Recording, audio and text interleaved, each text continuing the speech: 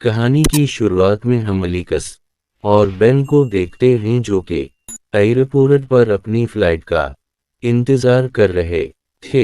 अलीकस को डेनवर जाना था और वहीं बेन को बाल्टीमोर। बेन एक सर्जन है और इसे 1 बजे का इमरजेंसी ऑपरेशन करना है, लेकिन मौसम खराब होने की वजह से उन दोनों की ही फ्लाइट्स कैंसिल हो जाती है। तब ही अलीकस देखती है कि बेन को भी जल्दी में कहीं जाना है, इसलिए वो इसके पास जाती है और वो दोनों आपस में बात करके एक परिंदहीर करने का डैकी करते हैं। प्राइवेट प्लेन के लिए वाल्टर से मिलते हैं और वाल्टर इन्हें $500 में पहुंचाने के लिए मान जाता है। फिर कुछ देर बाद वो दोनों प्लेन के अंदर बैठ जाते हैं और वाल्टर अपने साथ अपने कुत्ते को भी ले आता है। अब कुछ दूर तक सफर करने के बाद उनको सामने एक तूफान आता हवा दिखाई देता है। अब क्योंकि वाल्टर ने अपनी जोड़ने के बारे में किसी को नहीं बताया था, इसलिए कोई भी रेडियो पर इसकी हेल्प करने के लिए नहीं होता। तब ही अचानक वाल्टर को हार्ट अटैक आ जाता है और प्लेन के ऊपर से इसका कंट्रोल हट जाता है। फिर बिन जब वहां पर इसको चेक करता है तो वो समझ जाता है कि ये हार्ट अटैक ही है। अब बना पायलट के पलिंक्रश होने लगता है और बिन और अलग सीट बेल्ट बांध कर पीछे की सीट पर जाकर बैठ जाते हैं। इस प्लेन का पीछे का हिस्सा एक पहाड़ की चोटी से टकरा कर टूट जाता है और वो प्लेन पहाड़ की एक चोटी पर जाकर क्रैश हो जाता है। कुछ देर बाद जब बिन को होश आता है तब तक रात हो चुकी होती है। वो अलीकस को देखता है तो अलीकस जिंदा तो होती है लेकिन वो बेहोश पड़ी थी। फिर जब वो वाल्टर को देखता है तो वाल्टर मर चुका था। इसके बाद वो प्लेन से टपक रहे फूल से आग जलाता है। बाहर तूफान अभी भी चल रहा था, इसलिए वहां पर बहुत ज्यादा ठंड थी और ऐसे करते करते ये रात बीत जाती है। सुबह होते ही बेन प्लेन से बाहर निकलता है और चारों तरफ देखने पर वो समझ जाता है कि वो लोग इन बर्फ की चोटियों पर बुरी तरह फंस चुके हैं। लेकिन वो फिर भी खुश था क्योंकि वो जिंदा बचा हुआ था। इसके बाद वो अलीकस के पास जाता है जो कि अभी भी बेहोश थी।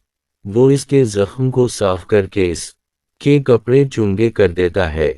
इसके बाद वो वाल्टर को भी वहीं पर दफना देता है। इसके बाद वो देखता है कि इस क्रैश में इसका कुत्ता बच गया था। फिर जब एलेक्स को होश आता है तो वो बेन से अपना फोन मांगती है। बहन इसे कहता है कि तुम्हारा फोन टूट चुका है और मेरे फोन में सिग्नल नहीं है। हम बहुत ऊंचाई पर हैं। वाल्टर भी मर चुका है और मैंने उसे दफना दिया है। फिर अगली सुबह जब बेन बाहर होता है तो वो वहां से जाते हुए एक पिलाने को देखता है, लेकिन जब तक वो फ्लाइट गिन चलाता प्लेन वहां से काफी दूर जा चुका था। दूसरी तरफ एलेक्स बहुत परेशान हो रही थी और सोच रही थी कि इसका होने वाला हस्बैंड इसके बारे में सोचकर परेशान हो रहा होगा कि किसी को भी ये नहीं पता था कि वो दोनों प्राइवेट प्लेन से आ रहे हैं। अब ऐसे ही 3 दिन बीत जाते हैं और अब उनके पास ज्यादा खाना भी नहीं बचा था, इसलिए अलीकस कहती है कि हमें यहाँ से चलना चाहिए। बैरून से कहता है कि हमें यहीं रोकना चाहिए क्योंकि तुम्हारे जख्म की वजह से तुम ज्यादा नहीं चल पाओगी। इसके बाद बहन एक पहाड़ी पर जा कर चेक करता है कि आसपास कोई बस्ती तो नहीं, लेकिन उसे दूर दूर तक वहां पर कुछ नहीं मिलता। दूसरी तरफ फ्लिक्स बिन का सामान चेक करने लगती है और इसे वहां पर एक लड़की की फोटो और एक ऑडियो रिकॉर्डिंग मिलती है। वहीं वापस आते वक्त बिन एक पहाड़ी से फिसल जाता है और गिरते गिरते बचता है। कुछ देर बाद अलीकस के पास वहां पर एक टर्नेडो आता है और वो इस कुत्ते को जख्मी कर देता है। इसके बाद वो अलीकस के ऊपर भी अटैक करने लगता है, लेकिन तभी अलीस इसके ऊपर एक फ्लायर शूट कर देती है, जिससे वो तेंदुआ वहां से भाग जाता है। कुछ देर बाद बिन वापस आता है और इस कुत्ते की पिटी करता है।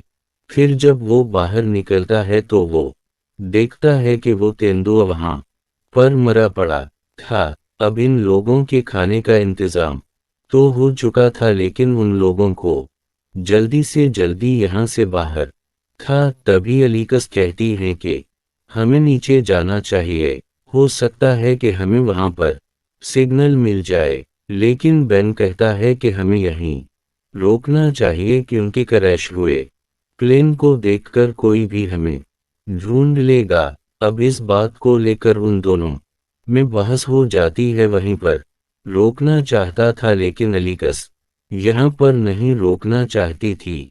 फिर जब सुबह होती है तो अलीकस अपना सामान लेकर वहां से चली जाती है। फिर कुछ देर बाद जब बैन उठता है तो उसे अलीकस वहां पर कहीं भी नजर नहीं आती। वहीं पिलाने में बैन को एक लीटर मिलता है, जिसमें अलीकस ने लिखा था कि अगर मैं नीचे पहुंच पाई तो मैं मदद भेज दूंगी। कुत्ता मेरे साथ में ही है। अब ये देखकर बिन भी अपना सामान ले कर अलीकस के पीछे चला जाता है। उसे पता था कि अलीकस जख्मी है और वो नीचे तक नहीं पहुंच पाएगी। कुछ देर बाद अलीकस उसे मिल जाती है और वो उसे कहता है कि मैं खुश हूं कि तुम मुझे मिल गई, नहीं तो मैं खुद को कभी माफ नहीं कर पाता। अब वो लोग धीरे धीरे आगे बढ़ने लगते हैं। वो जख्मी थे और थके हुए भी, लेकिन फिर भी वो लोग आगे बढ़ते जा रहे थे। कुछ देर बाद रात होने वाली थी, इसलिए वो लोग एक गुफा में चले जाते हैं और वहीं रात गुजारते हैं। फिर अगली सुबह जब आइन लीक्स अपने कैमरे से फोटोज क्लिक कर रही थी तो उसे वहां पर कुछ चमकता हुआ दिखाई देता है। वो इस बारे में बिन को बताती है तो बन कहता है कि हम वहीं चलेंगे। अब वो लोग धीरे धीरे वहां पर जाने लगते हैं, लेकिन उनके रास्ते में एक नदी आ जाती है जिस को पार करना नामुमकिन था। अब वो वहां से आगे भी नहीं जा सकते थे और वापस मुड़कर पीछे भी नहीं जा सकते थे। इसलिए वो दोनों रातें गुफा में गुजारते हैं और सुबह होते ही एक नया रास्ता ढूंढने लगते हैं। इन दोनों को ही पता था कि वो लोग मरने वाले हैं। फिर बेन अलीकस को कहता है कि मेरी एक फोटो लो, क्योंकि मुझे नहीं लगता कि मैं जिंदा बचूंगा। इस पर अलीकस उसे बताती है कि इसने एक लड़की की फोटो ली थी जो मरने वाली थी और फोटो लेने के अगले ही पल वो मर गई, इसलिए वो बिन की फोटो नहीं लेना चाहती। अब वो लोग लगातार 3 दिन से चल रहे थे, लेकिन चलते चलते वो लोग आराम करने के लिए एक जगह पर बैठ जाते हैं। अभी वो लोग नोटिस करते हैं कि उनका कुत्ता गायब है, इसलिए अलीकस बेन को इस कुत्ते को लाने के लिए भेज देती है। अब वो दोनों एक दूसरे को पसंद करने लगे थे, लेकिन बोल नहीं पा रहे थे। फिर जब बहन उस कुत्ते को ढूंढ रहा था तो उसे घर दिखाई देता है। वो भागकर इस घर के अंदर जाता है और देखता है कि वो घर खाली था। दूसरी तरफ अलीकस देखती है कि वो जमी हुई झील पर बैठी थी, जिसकी सतह अब टूट रही थी। वहीं पर बेन बे सब देख रहा था और जब तक वो अलीकस के पास पहुंचता है, अलीकस इस बर्फीली नदी में गिर जाती है। फिर मैं जल्दी से उसे बाहर निकालता है और इसे इस खाली घर में ले आता है। अलीकस जिंदा तो थी, लेकिन उसके शरीर में पानी की कमी होने की वजह से वो बेहोश हो गई थी। तिब्बी बहन को वहां पर एक सुई मिलती है, जिसकी मदद से वो अलीकस के शरीर तक पानी पहुंचाता है। फिर कुछ टाइम बाद अलीकस को होश आता है, जिसको देखकर बिन बहुत खुश होता है और इसे गले लगा लेता है।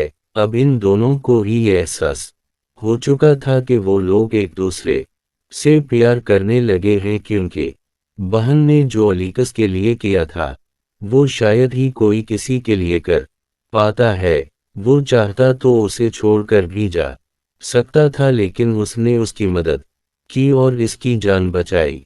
इस घर के अंदर इन्हें सूप के 2 डब्बे मिलते हैं जिससे उन लोगों के खाने का इंतजाम तो हो गया था। फिर अगले दिन जब बेल लकड़ियां लेने के लिए बाहर जाता है तो अलीकस वापस से उसका सामान देखने लग जाती है लेकिन इस बार बहन उसे ऐसा करते हुए देख लेता है और इस पर गुस्सा करने लगता है। यहाँ पर अलीकस उसे बताती है कि हो सकता है कि हम दोनों साथ में मरे और मैं तो तुम्हें जानती तक नहीं। बहन इसे कहता है कि तुम मुझे जानना चाहती हो तो सुनो। अभी तुमने जो वॉइस मैसेज सुना हो मैंने पिछले 2 सालों से नहीं सुना। वो मैसेज मेरी वाइफ का है जो मुझे छोड़कर जा चुकी है।